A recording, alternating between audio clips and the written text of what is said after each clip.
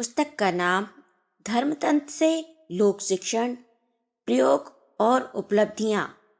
Audio 7। सन 76 गुरुदेव की साधना का स्वर्ण जयंती वर्ष है। एक निष्ठ भाव से 50 वर्ष गायत्री उपासना में निरत रहने का एक अध्याय वे पूरा कर चुकी। 91वें वर्ष में अपने साथ परिजनों को सम्मिलित करके 45 मिनट प्रतिदिन की एक सामूहिक उपासना कर रहे हैं। इसका उद्देश्य सूक्ष्म जगत में अधिक पवित्र और अधिक प्रखरता उत्पन्न करना है।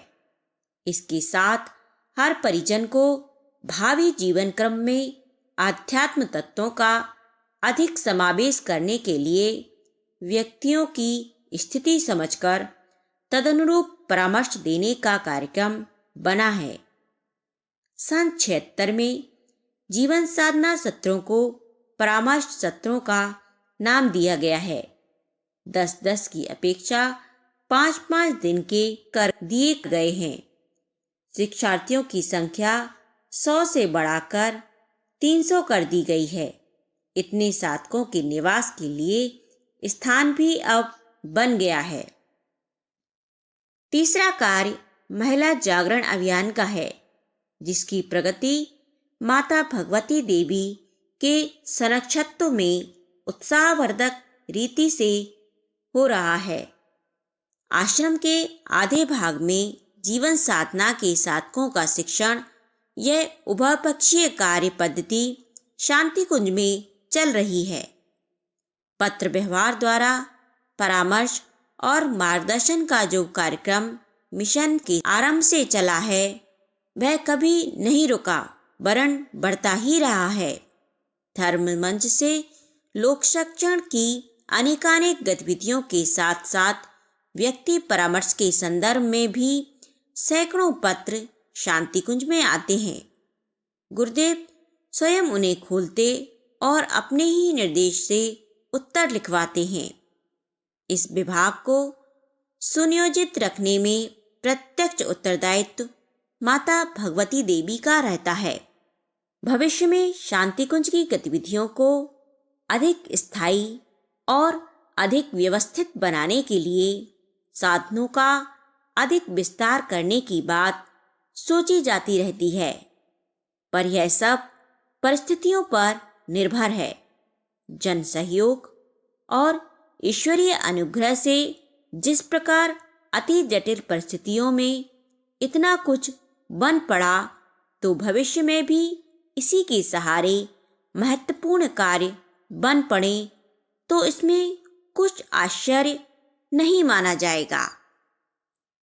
महिला जागरण अभियान।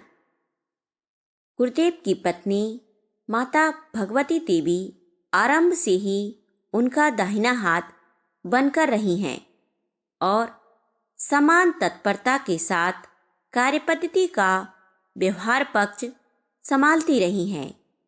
हर कोई जानता है कि बौद्धिक प्रयास गुरुदेव के होते हैं और उन्हें कार्यान्वित होने की व्यवस्था माताजी बनाती हैं।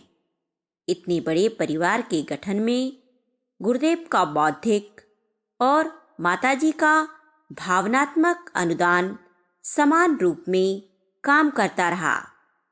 गुरुदेव की प्रखरता और माताजी की वात्सल्यमयी ममता ने इस परिवार के बनाने और बढ़ाने में रथ के दो पहियों की तरह समान रूप से कार्य किया है।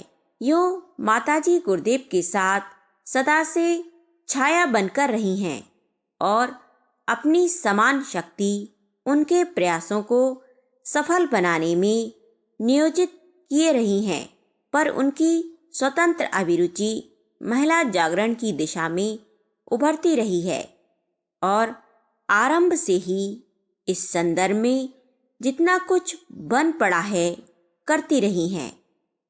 संपर्क में आए 1 लाख व्यक्तियों वाले परिवार में अधिकतर पुरुष ही हैं। उन्हें अपने घरों में नारियों की स्थिति ऊंचा उठाने के लिए उपयोगी सुझाव देते रहना और वे कार्यान्वित हुए या नहीं ये पूछते रहना माताजी की सहज प्रकृति रही है।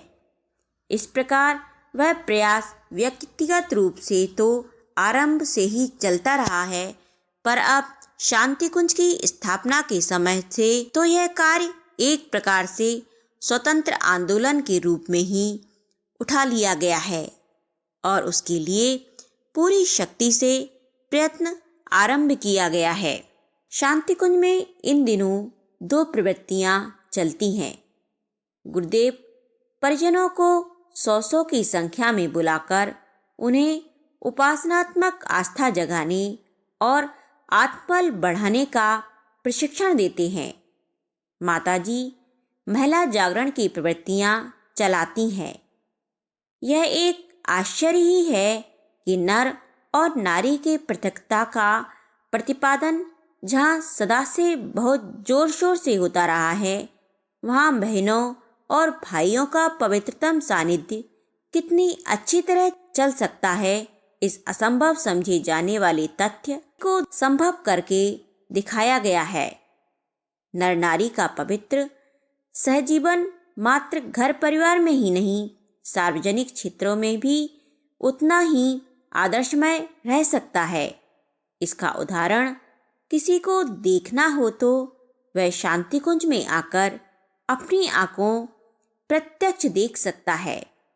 संभवतः शांति कुंज की स्थापना में इसी अभिनव प्रयोग का परीक्षण चलने की बात भी सम्मिलित रही है। महिला जागरण अभियान शांति कुंज की विशेष प्रवृत्ति है, जिसे अपने ढंग का मौलिक प्रयास कह सकते हैं। इसकी कार्यपद्धति इस प्रकार है। 1. युग निर्माण परिवार के प्रत्येक सदस्य को व्यक्तिगत रूप से यह कहा गया है कि वे अपने अपने घरों की महिलाओं को आगे खड़े करके उनके माध्यम से महिला संगठन करें। उनके साप्ताहिक सत्संग चलाने की प्रक्रिया को सुव्यवस्थित बनाए रहने के लिए परोक्ष रूप से पूरा योगदान दें। इस आदेश को सर्वत्र शिरोधार्य किया गया है और देश भर में जितने युग निर्माण परिवार संगठन हैं, उतने ही महिला शाखा संगठन भी खड़े हो गए हैं। 2. महिला जागरण अभियान की सदस्यों को भी 10 पैसा रोज और 1 घंटा समय देने की शर्त पालन करनी पड़ती है। समय को वे अपने सत्संगों और संस्कार आयोजनों के साथ चलने वाली परिवार गोष्ठियों में एक दूसरे के घर आने जाने में लगाती हैं।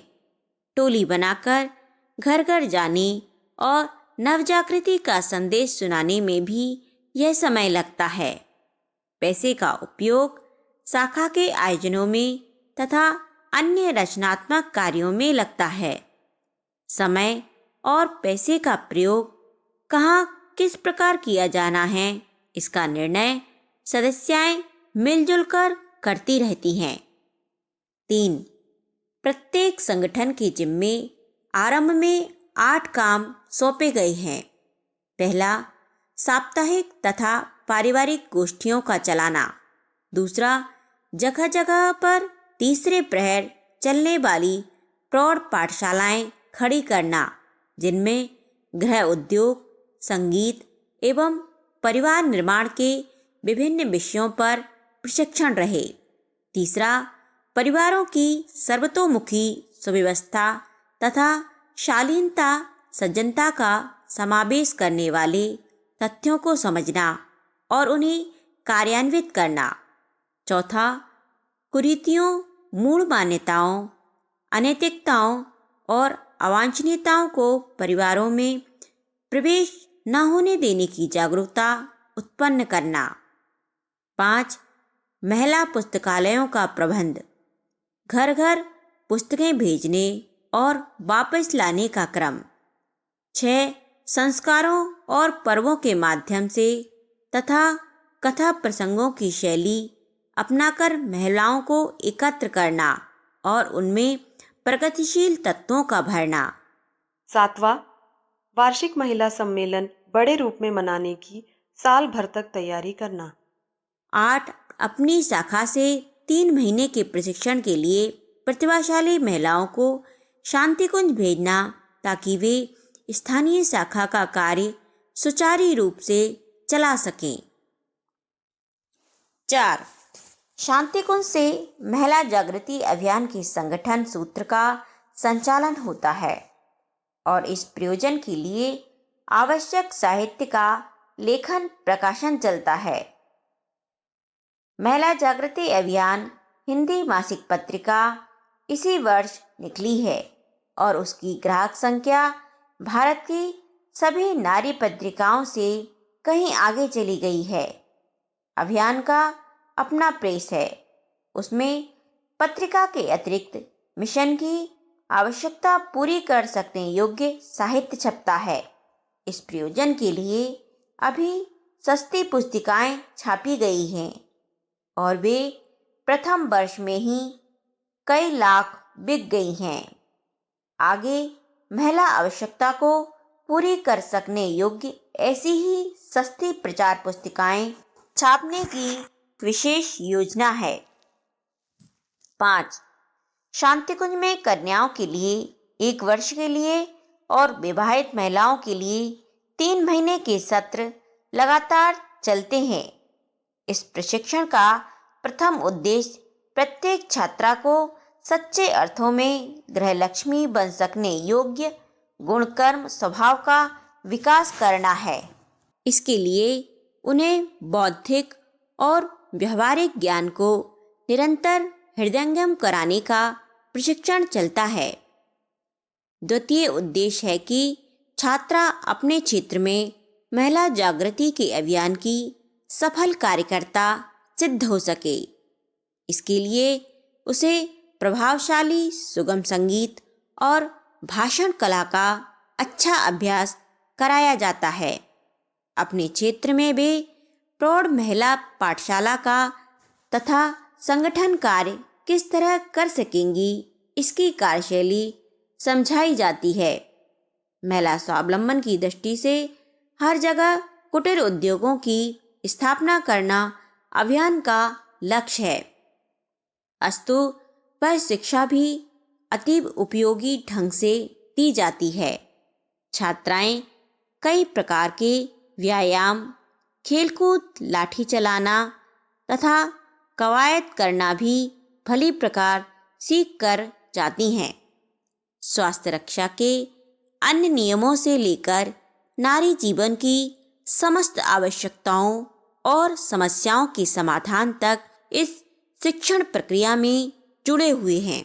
अब तक जितनी कन्या एवं महिला छात्राएं इन सत्रों से शिक्षण प्राप्त करके गई हैं, उनके क्रियाकलाप में आए उत्साहजनक परिवर्तनों के प्रति सर्वत्र भरपूर प्रशंसा और प्रसन्नता व्यक्त की गई है।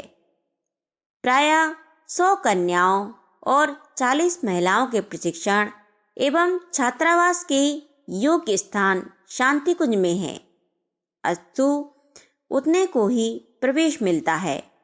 इनमें से प्रायः युग निर्माण परिवार के सदस्यों की ही कन्याएं और महिलाएं अपने क्षेत्र में महिला जागरण की शिक्षा प्राप्त करने का प्रधान उद्देश्य लेकर आती रहती हैं।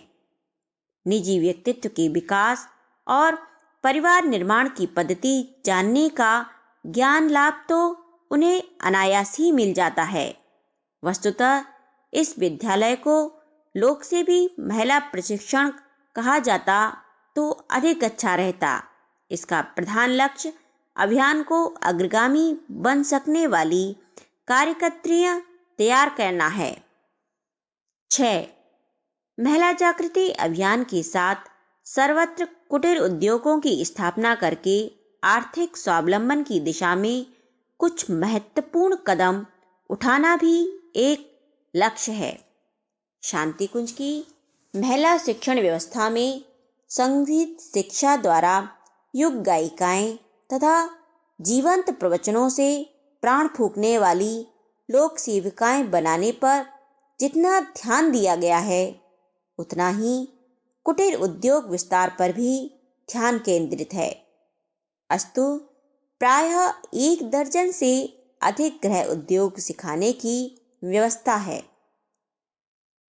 सूत कातने, कपड़ा बुनने, सिलाई, धुलाई, रंगने तक के समूचे वस्त्र उद्योग को इसी शिक्षण में सम्मिलित रखा गया है।